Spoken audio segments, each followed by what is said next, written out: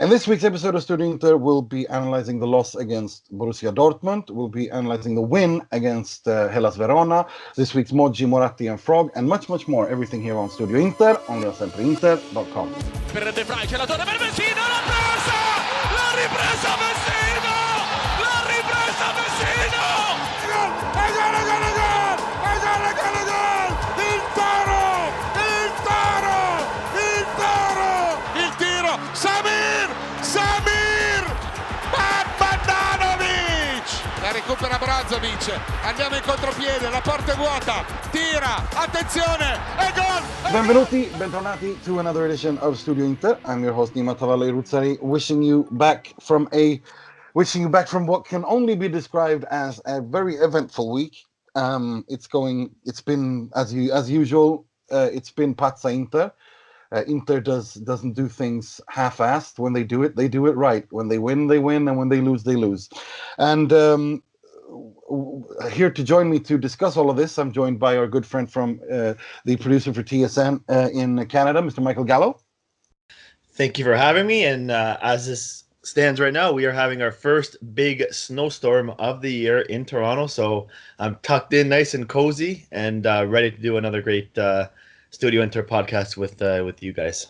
You guys have like snow for like 6 months of the year or something, don't you? Oh yeah, it'll be here until March, so it's going to be white everywhere. Oh my God, yeah. Well, I mean, it's nice. I mean, when it gets dark, at least the snow makes it lighter, I guess. Exactly. Good point. Very good point. You know, every cloud. I live in Sweden, so I've perfected these techniques to lie to myself. living in a frozen hellhole for 9 months, right? And we are also joined by a good friend of the show, he's been on as an expert, just doing small segments, but he's gonna be on for the whole hour. He's a resident gobbo from now on. Mr. Carlo Garganese, welcome. Yeah, thanks for having me. And I guess you should know the gobby, shouldn't you? Seeing as Inter are full of them now, eh? Nice one. Well, that's actually kind of, we were inspired by Inter, you know, with Marotta and Conte, so we thought we'd bring our own Marotta or Conte, and that depends on what you say. Either if you say same things, you're Marotta. If you go absolutely batshit, you're Conte. So it's up to you how you want to be. Probably a bit of both. Probably. Let's get to it. Inter played probably the best 45 minutes I've seen them play for maybe a decade even in the first half against Boussia Dortmund. 2-0, maybe should have even scored the third and ended it there. But then in the second half, it was as if it was a completely different game. Borussia came out and Inter were just unable to cope with them. And it felt like it was only a matter of time before Borussia scored their third goal. I don't know what to make of this, to be honest with you. To me, this is absolutely. Is this Pazza Inter? Is this Conte's football not working? I'm really keen to hear your thoughts on this, Carlo. Yeah, I think it's both of those two things. I mean, Inter, like you said, they were so good in the first half. In the second half, they just looked exhausted. They had no energy, and I think it's a problem that Conte's had throughout his career, not really knowing how to crack Europe. And there's a number of reasons for that. The first is the formation, the 3-5-2, which obviously didn't have too much of a problem in the first half. But the 3-5-2 doesn't succeed in the Champions League. And that's been proven time and time again. And secondly, the intensity that Conte demands of his teams. We've seen in the past that when his teams have only had one competition to focus on, so I'm thinking of Juventus in his first season and Chelsea in his first season, they were both of those two seasons that those two clubs weren't in the Champions League or in Europe at all. So the teams were able to play 100 miles an hour once a week, and the opposition couldn't cope with it. The problem is that once Conte's had to challenge on two fronts, he hasn't been able to quite master doing that on two fronts. And I think with Inter in that second half, the players just had nothing left. You know, everything had gone. And that's something that Conte needs to address, really, because he he runs his players into the ground in training. We know that starting from pre-season, and you know it's something that we've seen a bit with Inter this season, where the second half of games, especially in the Champions League, they've kind of fallen off. So yeah, I think it was more that the Inter players were exhausted, but also I think I would also put it a little bit down to Conte's tactics, which is another issue he's had in Europe. He's very rigid. He has one way of playing. The 3-5-2 doesn't help. He's a bit reactive with his substitutions. We've seen that in the past at Juve as well. And I thought he was a little bit reactive in the second half. When the game started to go against Inter, he took quite a long time before he made any changes, either in terms of tactics or in terms of personnel. So I think you add all those things together, and that's kind of the reason why it happened. Mike, what are your thoughts? Well, it felt like such a carbon copy of the Barcelona game to me. It was almost identical in terms of how Inter played in that first half. They were so dominant, and then it was a complete 180. And like Carlos said, it's just how tired these players were. They just had nothing left. I say the first 5 minutes of the second half, they had some legs because they were able to rest for 15 minutes during the halftime break. And then after those 5 minutes were up, it's just like they had no legs. They were always chasing the ball. And I actually went back and watched the Barcelona game after the Dortmund game. And it's just like I seen the exact same game happen. And the exact same, I know there were different scorelines. One was 1-0, one was 2-0. But they ended up with this, a 3-2 and a 2-1 loss. And it's just like Carlos said, these players were so tired, and they were chasing. And I was just, watching that second half unfold against Dortmund. It's like this.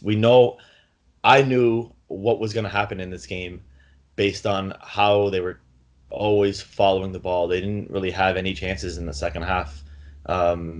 In either half against Barcelona and Dortmund. So for me, it was just like it's like deja vu all over again. And whether it's because they're being worked so hard in training and that's why they're so tired, I don't know. And it's like we were waiting for Conte to make that substitution, and maybe it came too late.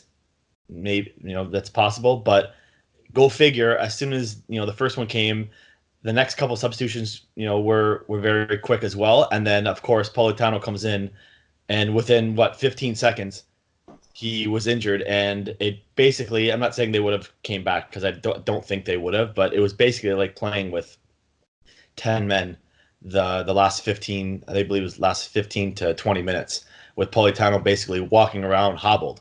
And I give him a lot of credit for staying on and just being a body on the field, because he was walking around at his highest speed. And it's disappointing because this Champions League campaign had a lot of promise.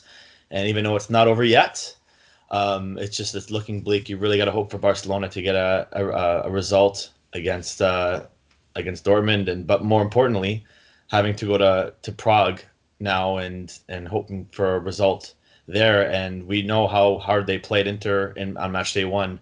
And that's it's not going to be an easy match. That's going to be much more difficult than everyone thinks. And I just hope they can, after match day 5, they're in position to make it through. We'll get to the chances of that in a bit. I just want to focus a little bit on what you both kind of touched on, but especially what Carlos said. I mean, the fact that the tactics doesn't work in the 3-5-2, that may be. I mean, that's for sure. It doesn't work in the Champions League for what reason? I don't know. I honestly don't know if that's just a temporary thing or if it's a permanent. Like if it really is like that, or from a longer period, from a longer perspective. But for me, I think what struck me for a long time now with Conte is he gets it right from the start. He's very good at preparing for games before they begin. But if something in the game changes, he seems a little bit like dumbfounded like he doesn't know, he reacts late. But above all, I find it strange that he seems unable to change the dynamics of a game when a coach responds back. That to me is a little bit worrisome. Now, I haven't followed his career as closely when he was at Chelsea and Juventus, so I wanted to ask you, Carlo, do you think that, has it always been like this, or is this just maybe like, or has he developed it? Was he better at Chelsea than he was at Juve in terms of reacting to tactical changes during a game? In game changes, yeah, I would say that is one of his weaknesses. In terms of the formation, he hasn't only used a 3-5-2 throughout his career. Before he came to Juve, his plan when he came to Juve was to use a 4-2-4, and he actually started the season with a 4-2-4. Quickly realised it didn't work, and then changed to a 3-5-2. So he did show some flexibility there, but in terms of actually in games, you're absolutely spot on. He's a very rigid and stubborn coach, and he has one way of playing, and that's it really. And I think that is one of the reasons why he has struggled in Europe, over the course of his career, because I think in Europe, more than in a domestic league where it's kind of more of a survival of the fittest over 38 games. In Europe, you have to be able to, chop and change and tweak little things. It's all about the fine little details. And you have to be able to react during games. And that's one thing that, if we're going back to Juve, obviously Conte didn't even get out of the group in his last season at Juve. And then the very next season, Allegri came in and took Juventus straight to the final. And Allegri is a coach who often would change things, tactically. He would change formations within games. He had a very hybrid formation where, he might start the game with a 4-3-3, and it would, or 4-2-3-1, but it would change into a 4-4-2 depending on whether the team's attacking or defending, or what part of the pitch it's in, and then it could move into a 3-man defence. And it was a very fluid system, and I think a lot of the top coaches in European football, have these kind of systems. Guardiola's very much. Guardiola doesn't even have a formation in terms of where the players actually are on the pitch. It totally depends on whether, how high up they are, territorially where they are, as to where the players are actually placed on the pitch. I would say the same with Klopp as well. If we're taking those two examples, and for me, those are the two best teams in Europe right now, Liverpool and Man City. I agree. Whereas Conte, I think if you had a bird's eye view of Inter when they're playing, you could probably always see the 3-5. Generally, you would probably be able to see the 3 men, then the 5, then the 2. It's where everyone is on the pitch, and I think that he's a bit too rigid with that. And coming back to your point about not changing things up, I think he's always been very reactive. I remember when Juventus lost to, they got completely destroyed by Bayern Munich. It was a great Bayern Munich team. It was the season that Bayern went on to win the Champions League. So I think that was 2012-13.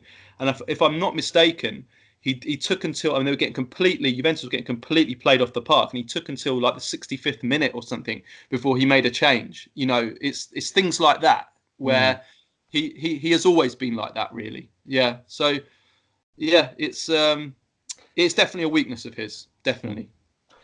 Mike, do you agree with that? Yeah, I would totally agree. It's almost like when Carlo brought up, it's like you'd have a bird's eye view. It's almost like to a point where Conte would almost be better to be having that bird's eye view and maybe identifying things a little bit easier from looking from above. Seeing like because when you're on, I think when you're on pitch level, maybe you can't have that as good as a view of what's going on across the entire pitch from, say, maybe someone a little bit higher. But just maybe you see some coaches in other sports, they have some of their assistants that are actually working above the level. I'm not saying that's what Conte should do, but just So we should buy a drone. That's what you're saying. We need a drone to hover and watch down and broadcast directly down to Conte so he sees. No, I think it makes sense. No, it does, and he is. I mean, like you said, if this was an easy thing to do, what Klopp and Guardiola do, then everyone would do it. But it's not, and that's why they're the best in the world. But probably this is why he'll really struggle in European football, at least in terms of European cups. That's a good point.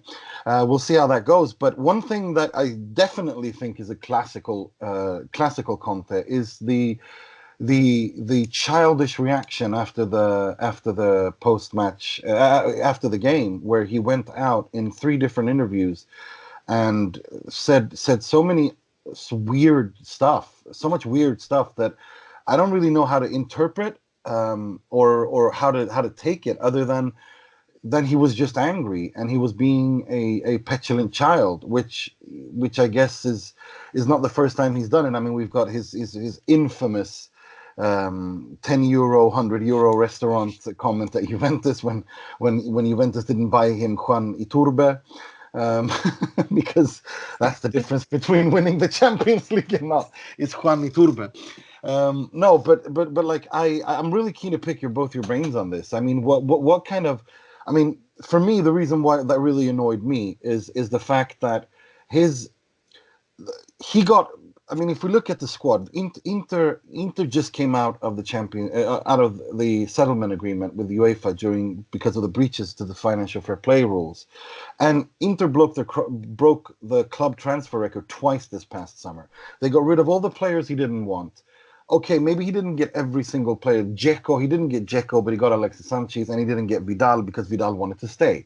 So, other than that, I don't see how he can come out and start saying the things he did, that you should talk, the management should come out here and talk. I'm always saying the same things. We need, except for Diego Godin, no one in this team has won anything. I wanted to, we buy, who am I supposed to turn to? We buy players from Sassuolo and Cagliari. Now, it just so happens that the players he bought from Sassuolo and Cagliari are 2 of the best players that have performed the best for him this season. Like, I don't understand what he's trying to get at. And I mean, I guess my question is to both of you: do you think that there is a plan behind this, or is he just being a petulant man-child? Carlo? Yeah, I think he's been what Conte's always been, a petulant man-child. I mean, he has no reason to complain with the transfer market at all. Let's be frank. I mean, Inter spent over 150 million euros on new players. I think this is off the top of my head, so I'm sure it can be Googled, but I'm pretty sure Inter were in the top 5 in Europe for money spent on new players this summer. I'm trying to think back to a few months now, but I'm pretty sure they were in the top 5. And I can say 100% that there wasn't a major team, a big team in Europe that improved more in terms of personnel than Inter have this summer. And like you said, the transfer records that they broke, and also don't forget they spent a fortune on Conte himself, giving him a huge contract as well. So Inter have spent the money. They've done everything possible to create a team that can take Inter back to where they should be. I think Conte just needs to be a little bit realistic. I mean, excuse me, he needs to be a bit realistic. I mean, Rome wasn't built in a day, and you can't jump from Z to A overnight. And Inter have improved so much. The fact that they've had such a great start to the Serie A season is proof of that as well as Conte's great work. And yeah, he just needs to be realistic, really. I think I disagree with him over the lack of depth. Well, I disagree over the fact that there's a lack of numbers, because I think Inter have the numbers. I think if you go through each department of the field, they've got 6 centre-backs for 3 positions. I think a right wing-back, they've got Candreva and Lazaro and D'Ambrosio, who can play that role. A left wing-back, they've got Asamoah and Biraghi. In central midfield, they've obviously got Sensi, Brozzo and Barella as the first choice. But behind them, they've got Vecino, they've got Gagliardini. They've got Asamoah that can play there, and Borja Valero. I'm talking about just numbers here. And then in attack, there's 4 senior players for 2 roles, and then obviously you've got the youngster Esposito as well. So in terms of numbers, the numbers are there. It's not like he doesn't have players that he can play. I think where I would say is that there is probably a lack of quality in terms of the depth, especially when you compare Inter to Juventus. I mean, look at Juve. I mean, they brought Dybala off the bench against Milan on Sunday, and he scored the winner. So, Inter don't have that kind of depth that they can bring off the bench to change games or to rotate, but they have got the numbers. So I think Conte just needs to be a bit realistic. Inter's, Moratti, they've done an incredible job, unbelievable job. And he just needs to have a little bit more patience, I think, in that regard. Agreed. Michael, what are your thoughts on all this mess? I mean, what was going through your mind as he was shooting off one salvo after the other to the Italian press after the game against Dortmund?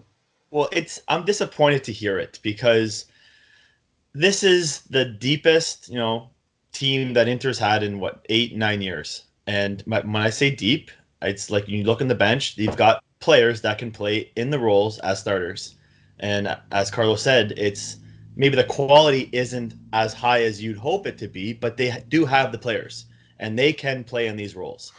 So the players are there, and they spent so much money, and yet he is almost saying that they should have spent more, when it doesn't add up for me. And well, that's the thing. It doesn't add up. It makes no sense. I mean, he was the one who decided that Vecino and Gagliardini, especially Gagliardini, was basically, he said it was his pet project to fix Gagliardini. So what is he talking about? I mean, there's no coherence here. That's what gets me. And this nonsense about Barella and Sensi being from Cagliari and Sassuolo. What? Like, they've been your best players, dude. I mean, maybe in the short term that gives like a little jolt in the legs, like a shot of adrenaline. But in the long run, we've seen him do this before, and he just becomes a liability for everyone involved. And given that at Inter, as I said, Inter is like an Inter year is like dog years. It's like 14 years in one normal human year. I mean, it's like we're seeing like everything happen at warp speed now. So, this is one of my concerns before hiring him, was this volatility. Inter are a volatile club. This guy is a volatile person and has a volatile personality.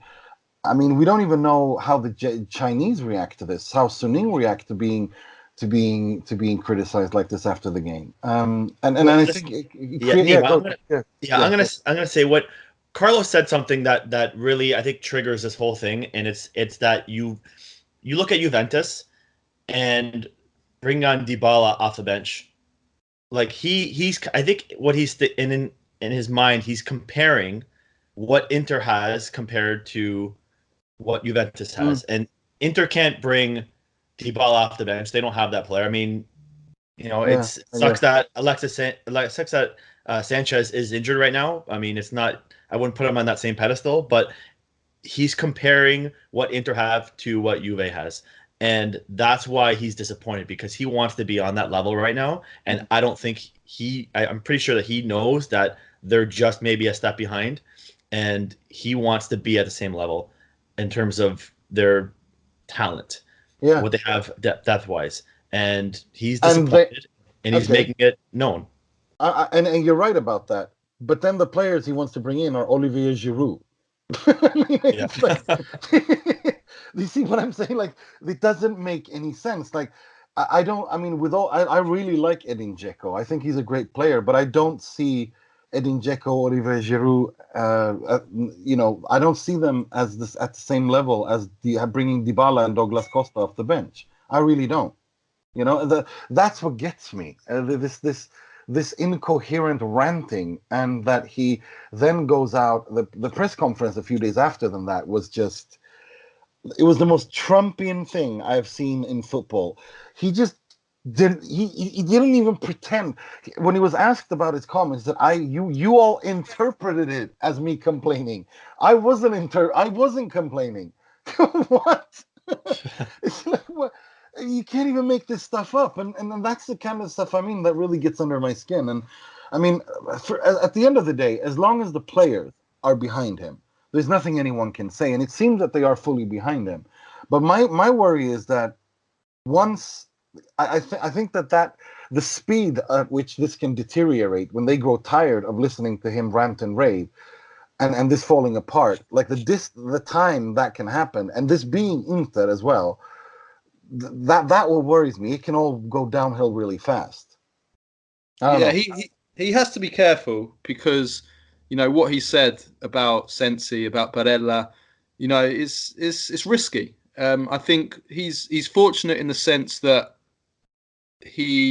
this Inter dressing room, I'm not sure there's really the player power there that there was maybe last season when you had the likes of Nainggolan and Perisic and Icardi, obviously. You know, kind of troublemakers. Wanda was the boss then. Oh, sorry, yeah, Wanda, yeah. Sporting director Wanda Nara. Yeah, you know, so those three players probably would have kicked off at what Conte said. But I think he does have. I mean, Bergami said it himself, didn't he? That, you know, that the players are still with Conte and their reputations are not. I mean, obviously you've got the likes of Lukaku and Godin, who obviously are real huge names. But I mean, as Conte said himself, not the rest of them. They haven't won, you know, major trophies. So, you know, what we saw, say, at Chelsea, where he lost the dressing room, partly due to his own fault, where, you know, he was texting Diego Costa. the texting Diego Costa that is no longer part of the team. Exactly. That to me is just a masterpiece. Exactly. Sorry. I mean, Chelsea. I mean, it's funny enough. Despite Conte being like this throughout his career, you know, at Juventus he didn't really have any problems, and obviously in Italy, the whole team, the whole country, he got everyone so behind him, and we saw that camaraderie. You know, everyone celebrating together. You know, the famous when Italy beat Spain 2-0 in the second round, and you know he was jumping and going mad on the touchline, and all the players were running over to him, and then they all ran onto the pitch together. You know, there was a real togetherness there. So we saw that there. He had the dressing room, and you know, so it's only really at Chelsea where he has had those problems. But you know, if you look at Chelsea during the Abramovich era, pretty much every single manager has lost the dressing room, you know, including Mourinho, twice. So, you know, so I wouldn't put the blame on Conte even too much there, even if he did make big mistakes. So yeah, I wouldn't worry too much about it now, but he definitely does have to be careful, especially if like results start to go against him as well. That's true. Well, that's a good point. Well, let's leave that to it because a little while. I mean, let's talk a little bit about Inter's chances, like you spoke about before, Michael. Going on. I mean, the one good thing here for Inter in the Champions League going forward is that if Inter, and given the fact that Inter scored 2 goals against Boussia Dortmund away, and they didn't concede any goals at home, if Inter and Dortmund were to end up on the same points, Inter would be above them. The same situation as to why Inter were knocked out last year with Spurs. They were on the same points, but because and they had a win each, but because Spurs scored at the San Siro, Inter Spurs qualified to the second round. But that means that, in my book, that means that Inter have to beat Sparta, Slavia Prague, and they have to draw at least Barcelona, because I think that Dortmund will beat Slavia Prague. I mean, sure, it can happen, miracles can happen, but is it realistic, Michael?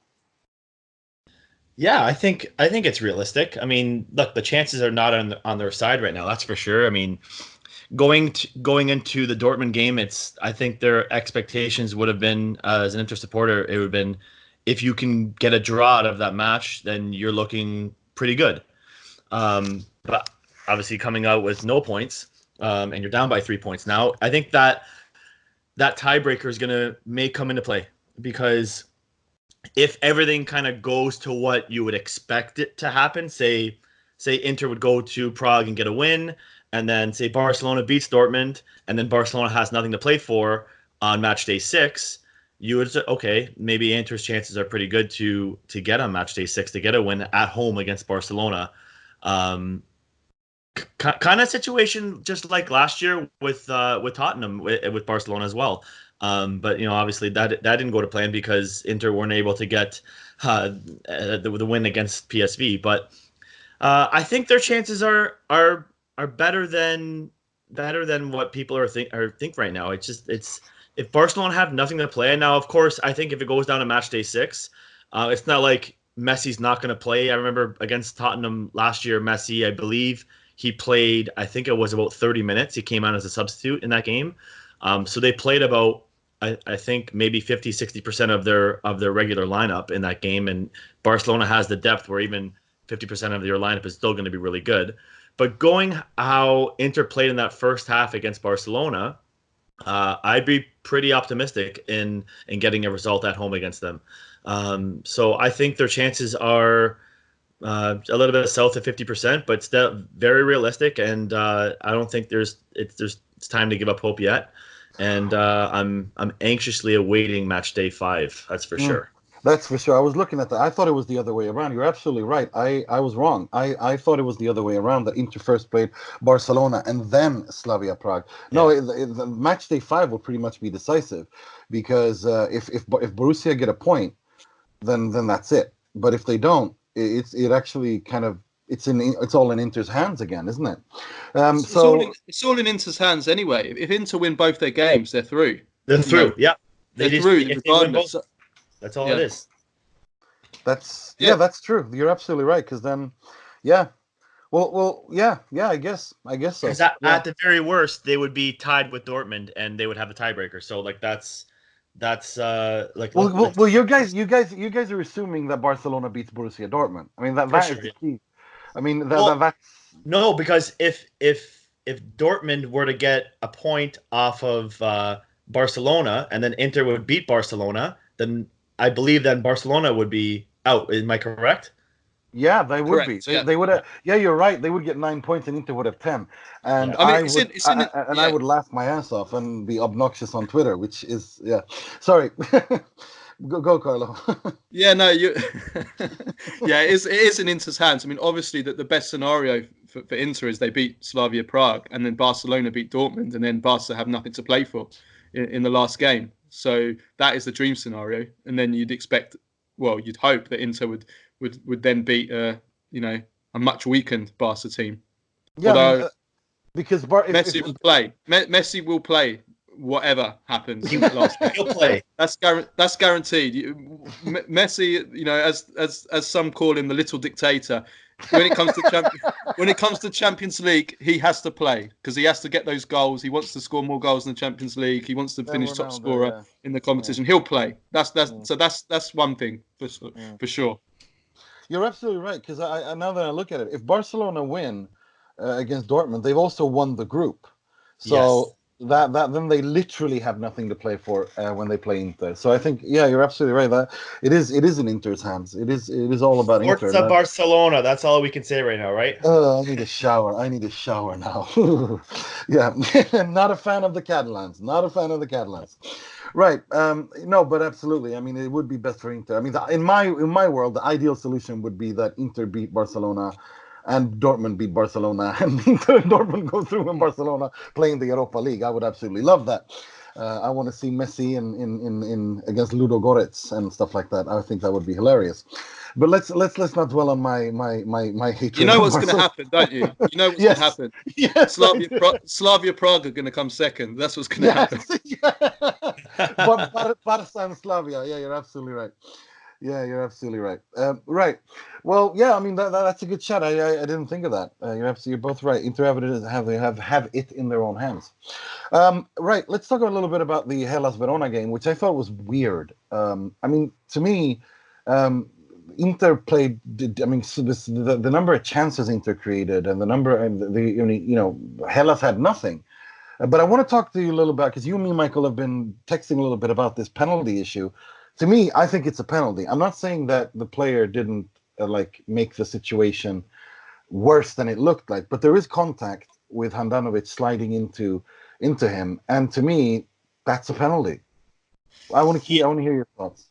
Yeah, so I mean, I went and looked at it probably about 100 times this morning, yesterday.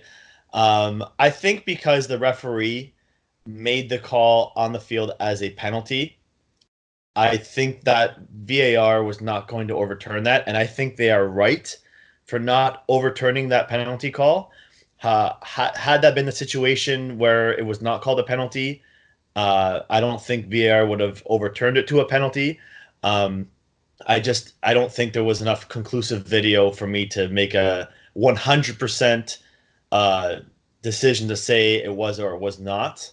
Because obviously Handanovic comes in very clumsy. It looks like he kind of trips into him. Yeah. But on the angles they were showing on the video, I think there was 3 different angles. It's just like it's hard to tell what part of the body is being contacted, and if there's even the contact there as well. 100%. It looks to me, I mean, the attacker starts to fall as Handanovic is about to collide with him, and it looks like Handanovic tries to let up, and as he's falling, there may have been some type of contact. If that's the case, for sure, I agree with you. Then they had the right call. It's very hard to tell what part of the body is being touched, whether it's his foot or his knee. And I mean, the video I'm referring to is like when the contact is with his foot and the back of his foot, like when the ball is like when he's sliding in, that's when the contact is. And I'm saying yes, the striker, whose name eludes me, he definitely made a meal of it, but there is contact, and it's not like he didn't swan dive before the contact was made. He felt the contact and he fell. Yeah, and I think that, I mean, it didn't look like Handanovic was very upset with the decision. So that to me would mean that there was some type of contact that led to him going to ground, and that's why I'm not making like a big deal of it. I don't think it's I don't. Had Inter lost 1-0, or maybe the game was 1-1, I still wouldn't have complained about the decision, because I don't think it was 100% not or 100% for. It's one of those things where it was the referee saw it, he had the good vision of it, he was right there, he made a decision, and he was sticking with it. VAR did not see nothing to overturn it. It is what it is, and I'm not. It's for me, it was one of those where whatever the call on the field was, you stand with the referee and you go with it, and that's what it was. Okay, cool. Let's talk about the game itself, and I mean, I felt like this was a game where Inter were so frustrating, and they were frustrated on the pitch, and I mean, I'm a big fan of Lukaku, but I just want to say that when Manchester United fans were frustrated with him last season, I can kind of understand their frustration, because when the ball goes between his legs and he nutmegs himself when he's like missing from open goal, when he heads the ball into the arms of the goalkeeper, I mean, it just, you don't expect to see that of a player at that level, especially when you know that he can be really good and be top level striker. It just, I don't know. I don't know, Carlo. You watched him much more in Manchester United. You understand what I mean? Like it becomes a little bit like, what are you doing? Yeah, well, I think we know technically he's not the best player in the world. His first touch especially, it's not top level. We know that the qualities that he has, physically, his pace and his power, and and he's a good finisher. In general, a very, very good finisher, and he's got a brilliant left foot on him. His goal record is good. I mean, how many goals has he got for Inter? 9 goals. His goal record, I mean, he's the top scorer in the history of the Belgium national team, and he's still only 26. I mean, statistically, he's got a fantastic record, but he's never going to be the kind of player who's going to be the best at linking the play, at being involved in a free-flowing, multi-pass move. He's just not that kind of player, and he's going to give you some bloopers. he's going to do those kind of things, that nutmeg himself and miss an open goal from 2 yards out. He's just the kind of player he is. He can be clumsy, but Conte wanted him at all costs, and he knows he's going to get 20 plus goals from him this season, guaranteed. And if he does that, then Inter are going to be up there this season. So I think it's just something that you have to take with Lukaku. My issues with him, more so than that, are his inability really to score against the biggest teams. That's been his problem. I mean, at Manchester United, his record was abysmal against the top six. If you have I've forgotten what the stat was, but it was something like 1 goal in his 2 years there in the Premier League, I think, something like that. While at Manchester United, obviously a very poor Manchester United team, but still that's a terrible record. And at Inter so far, he hasn't scored against a big team really. I mean, I guess you could say he scored against Milan in the derby, which is a huge game, but Milan are more like a.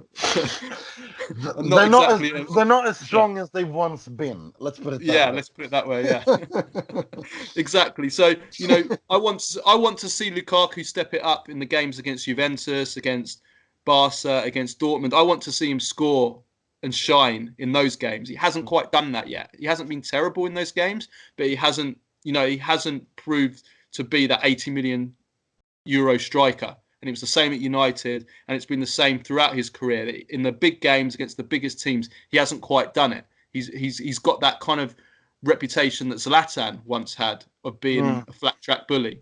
And there's nothing wrong with that. Those kind of players will win you titles. They'll win you Serie A titles. But, again, coming to the Champions League, the strikers that win you the Champions Leagues and get you far in Europe are the ones that step up in the big matches. So that's what I want to see more from Lukaku going forward. I can let him off the odd nutmeg because it makes me laugh. Yes, it does, and you love sending me text about it, winding me up. But I can live with that. I can live with that. No, but yeah, I guess you're both right. I guess you're right at that. But Mike, what are your thoughts on this? I mean, do you agree with Carlo, or like, do you think I'm being like, I don't know? What are your thoughts?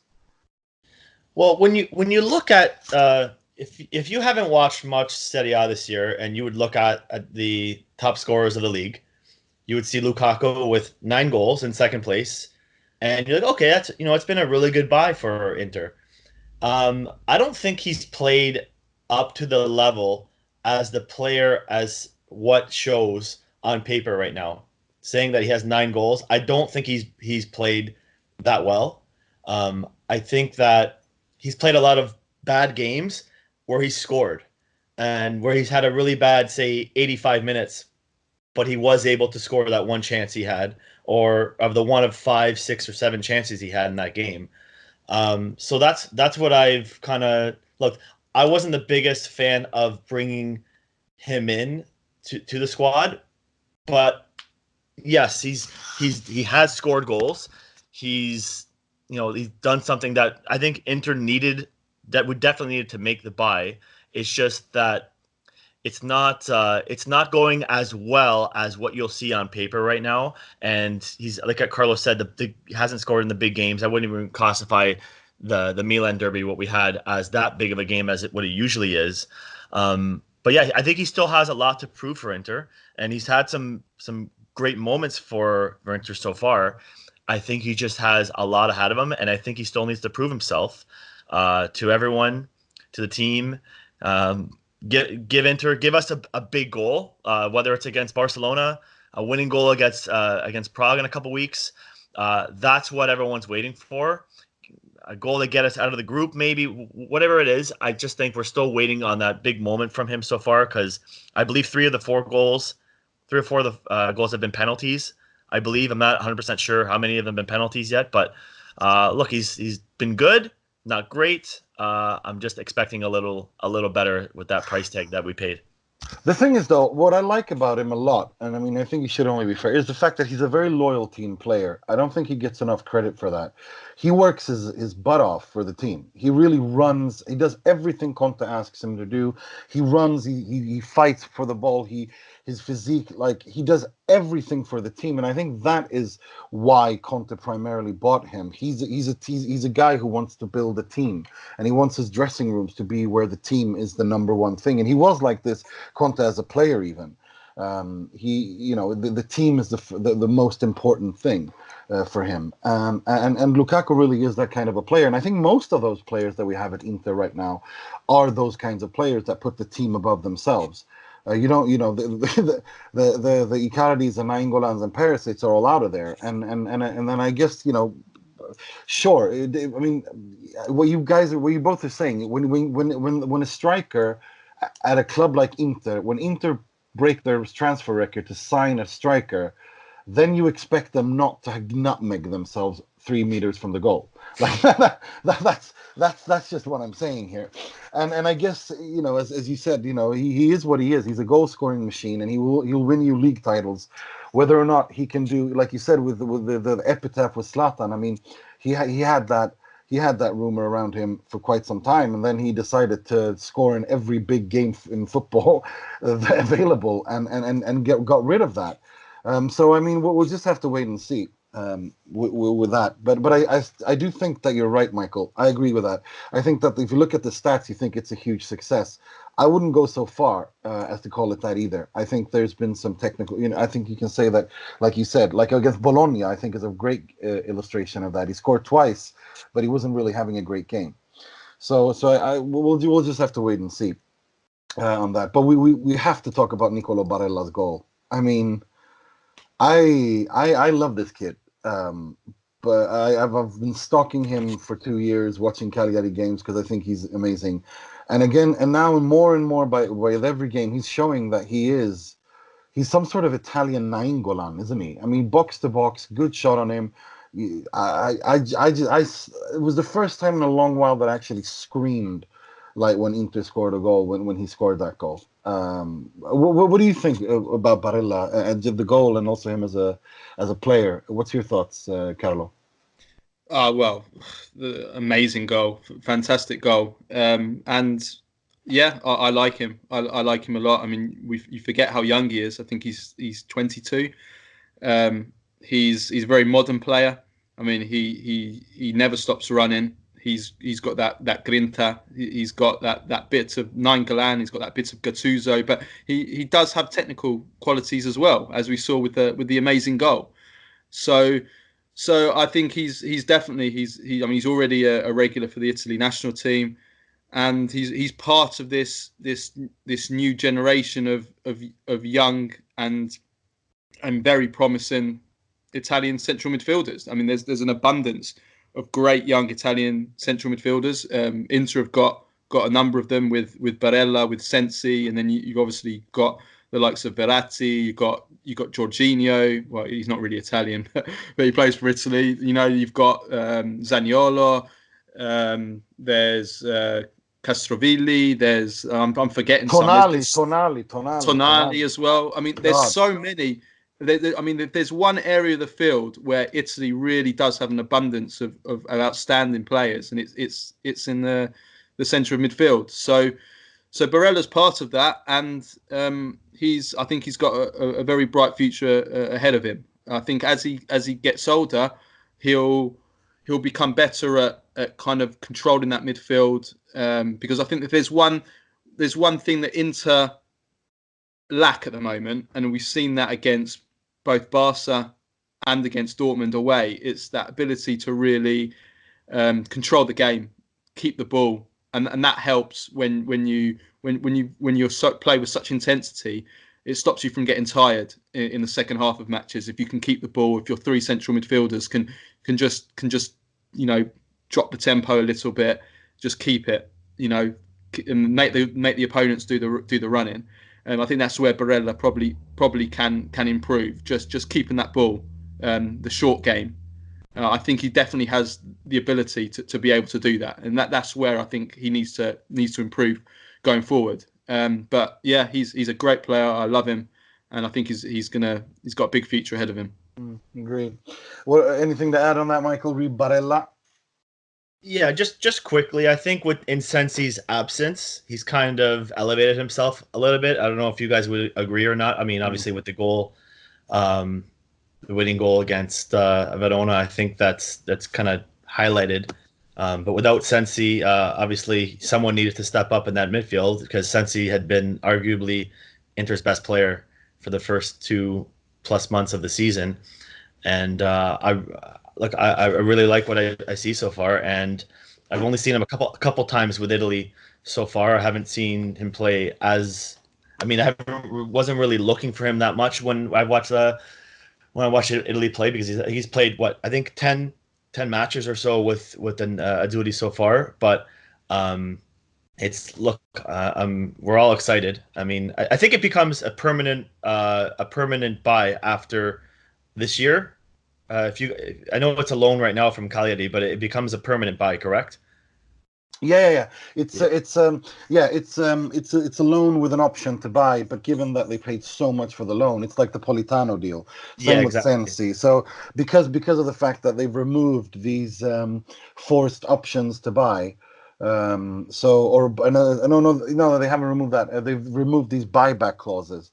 So, but the thing is that FIFA counts or UEFA counts forced options to buy as a direct sale for purposes of financial fair play. So the one way they get around it in Italy, because they're masters at bending the rules, is to basically have these gentlemen's agreements, wink wink, where where it's a straight loan, but there's an option to buy, and everyone knows that, it's basically that. And UEFA can't say anything, and it drives them mad. It's an accountancy trick. It's just an accountancy trick. Yeah, it really is. It really is. But it's really brilliant that they use it in that way, because that's their way of fighting back against what other teams and other clubs are doing. It's basically is to say that, okay, we'll have a gentleman's agreement, nothing on paper. It is Italy after all, so nothing on paper, and they loan the players for high fees, and then they have an option to buy. And they can't say that it's it's a signing, it's a loan. So you got to do what you got to do to survive. It's not like other teams like PSG or Man City financially dope. Yeah. No, you're right. No, but you gotta. It's legal, but it's not. Yeah, I know.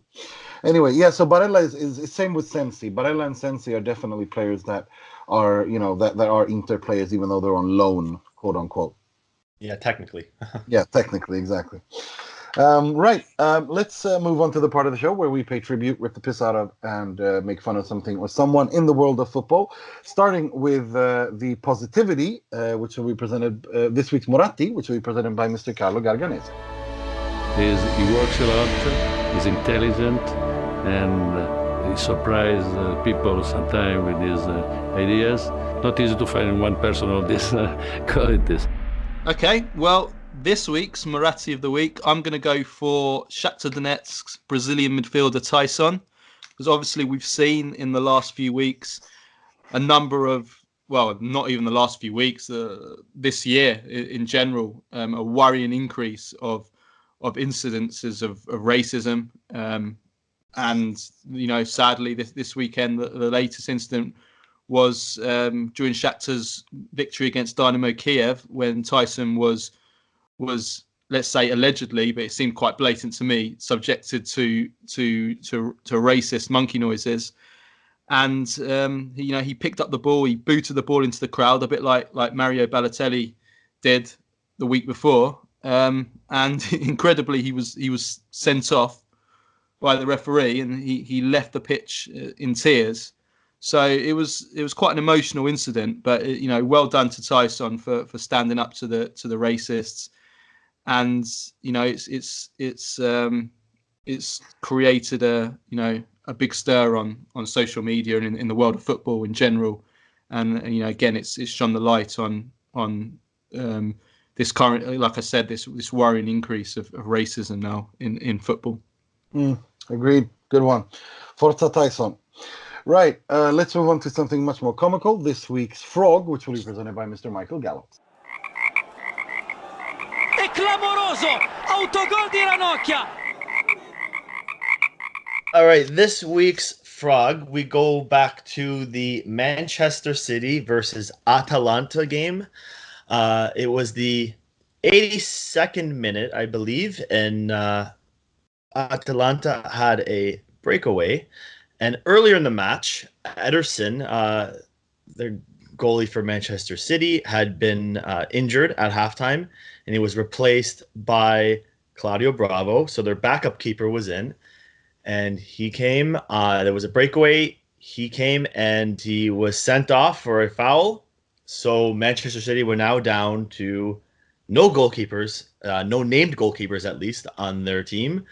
So for the substitution, in came Kyle Walker, not a goalkeeper, but came on off the bench. And everyone was confused. I was confused. Pep Guardiola was confused. The referees were confused. It looked like Kyle Walker was also confused. No one knew what was going on. But there was about a 7.5-minute delay here. So what was this delay for? Well, I did a little bit of investigating, and no one really knew why this was taking so long. At first, I believe Fernandinho thought he was coming off, and then he came off, and then he wasn't coming off. Kyle Walker was standing at the touchline for a good 5 minutes, ready to come on, waiting for gloves, got his gloves, and then Fernandinho went back on towards the field, and then the delay was kept going and going. VAR had a quick look at it. While this was all going on, it came to light that Kyle Walker could not wear Claudio Bravo's backup goalkeeper shirt because it had Claudio Bravo's number 1 on it, and technically you have to have your own number when you're coming on, and you have to be a designated goalkeeper. Because you can't just put someone on, say, the team who's already on the field. They have to have a goalkeeper jersey and be a named goalkeeper, so the referee knows. So there's so much confusion. 7.5 minutes go by, and after all this, they couldn't figure out what to do with the jersey for Kyle Walker. So he comes in, and he still ends up wearing Claudio Bravo's number 1 shirt with Claudio Bravo on the back of his name. No tape. It just said number 1.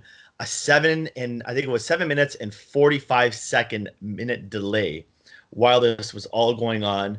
And at the end of the day, Atalanta had a free kick just outside the penalty area, and they had an easy shot. Kyle Walker spilled it, but was still able to save it. And they never had another chance the rest of the game, despite being a man up. So that was a hilarious little. I mean, I think there were so many factors that were at play here. Whether it be Kyle Walker, Guardiola looks like he was probably trying to waste as much time as possible. Even the fourth official didn't handle the situation well. I mean, they should. There needs to be. I think this is a situation that FIFA and UEFA needs to look at in terms of having to bring on a non-goalkeeper to play in a goalkeeper's role, so that they have an actual number for that player, not having to wear someone else's number. Because say Kyle Walker gets sent off and he's wearing number 1, we've got another huge problem here. And is it Claudio Bravo who's getting sent off again, or is it Kyle Walker who's being sent off because he's not wearing that jersey? So just a whole mess going on at the San Siro, because obviously Atalanta are playing their games there. And I thoroughly enjoyed it. The delay didn't help, but it was comical for me. It was very funny. Right. Let's move on to something much more negative. This week's Moggi, which I'll be presenting myself.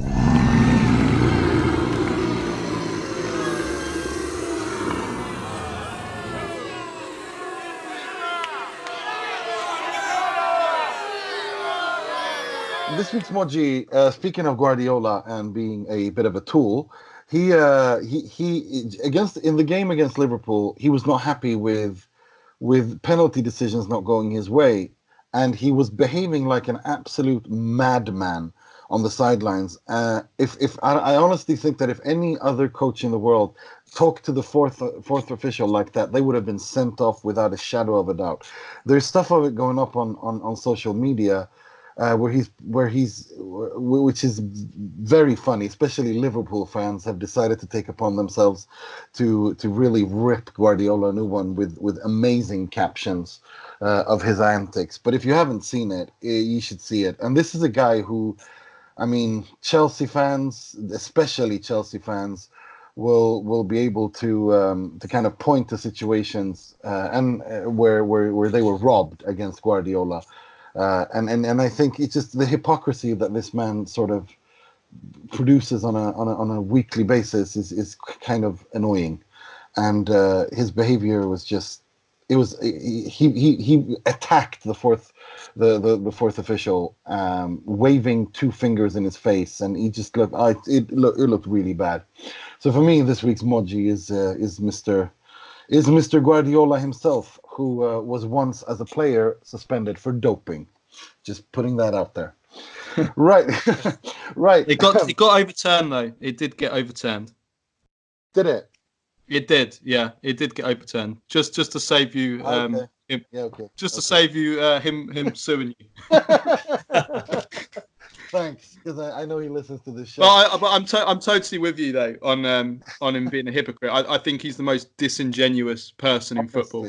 And I'm not taking anything away from him as a manager, because I think he's a genius as a coach. I think he's a brilliant coach, and he'll go down in history as one of the coaches who transformed football, along with the likes of Saki, along with the likes of the Total Football, Rinus Michels, and there's only been a few of those kind of coaches who have really caused a complete shift in football.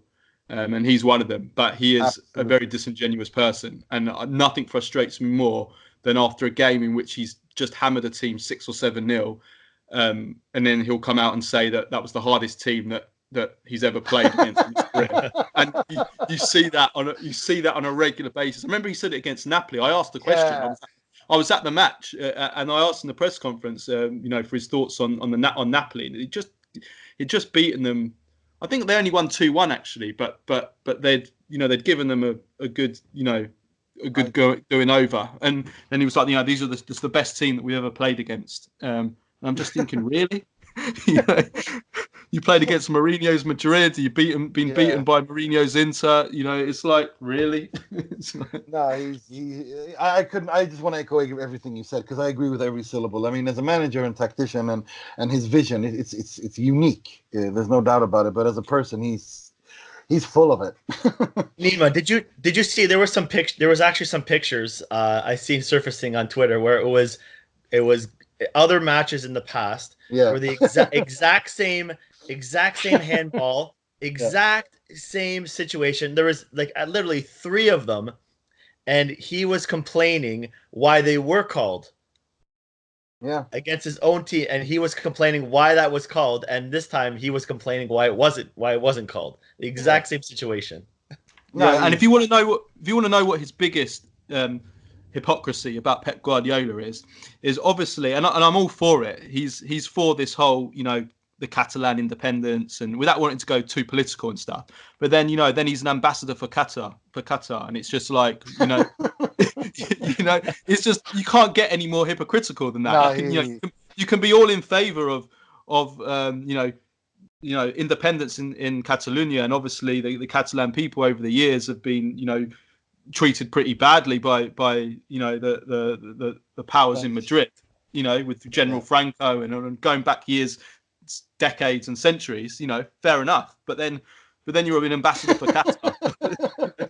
The Qatar Foundation, and I know it's and the way they treated guest workers, especially not just the ambassador for Qatar, but for the Qatar World Cup, after revelations of the horrible conditions that guest workers were treated. I mean, it's like, if there was and you just have to look at the owners in charge of Man City. I mean, just do a bit of Googling on there. I mean, I'm not going to say it myself, but no, you don't need to. He's special when it comes to that. Right, I'd like to thank you, Carlo, for coming on. It was good to have you for the full hour.